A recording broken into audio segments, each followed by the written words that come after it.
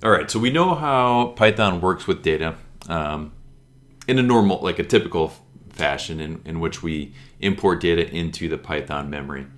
Now let's go ahead and let's start actually doing some importing. Now, when it comes to statistical computing and data science tasks, we are most often working with two-dimensional data sets. Now, this is not always the case, but it is by far the dominant type of data that we work with. And we think two dimensions, just think of an Excel spreadsheet where we have observations amongst the rows and we have different variables or features of concern across the columns, right? So two dimensions, rows, columns.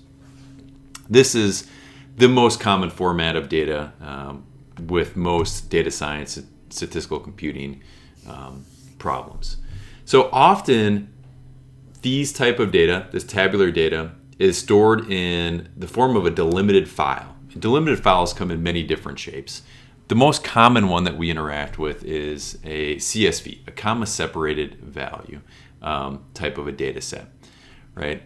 And we can see that over here if we look in my Jupyter Notebook. If I were to open up this plain CSV, which we're going to work with in a little bit, we can see this is a typical like CSV file, right? It looks a lot like a spreadsheet actually in this case, where now we have our rows, individual observations, and then we have certain types of variables across the columns. Okay, so we want to work with this data. Now, there are many other types of files, right? So we will often work with maybe Excel files. We may have to work with SQL databases. JSON files are becoming more and more common to work with in data science purposes. And there's many others, right? You will see some of these. You're actually going to see examples of Excel files, SQL databases, and JSON files and how to work with those in the lesson reading. And there are many other formats, and there are many Python modules, whether they are built in within the standard library or third-party packages that provide them, that provide many capabilities of working with these different types of data sets. All right, you're going to see some of these, like I said, later on in the reading, but for right now, I'm going to just focus on CSV files. All right, so most tabular data formats can be imported into Python using the pandas library, right? This is the most common. So pandas actually has, let's go ahead and import pandas here. Import as SPD, right? That's the most common alias that we use for pandas. And if we look at pandas and we look at various read capabilities, right? So if I do read underscore, I can see there's read CSV. I can read an Excel file. I could read a fixed width file.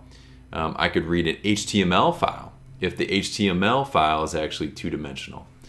JSON, I can read, if you ever work with like SAS or SPSS software, we can read right from there. We can read from SQL. So Pandas provides a lot of importing capability depending on the type of data that you're gonna import. All right, so the nice thing about Pandas is when we import data, it imports it directly into a data frame, okay? And a data frame is by far the most common data structure that we use when we do statistical computing and data science. All right, so let's go ahead. We're going to import some data. And you can see I have that plain CSV file right there in the same directory. And I want to go ahead and I'm going to use read underscore CSV to import that data. And I want to actually save this as plains. Now, we can go ahead if we want to look at plains. Now, we're going to talk a lot more about data frames in future lessons, so don't worry about that. This just allows you to kind of see the data that we just imported, right? And we can see tail num, year, type, and so on. Those are all the columns that we would see in our CSV file. And we can see we have observations along the rows here, which matches up with all of these.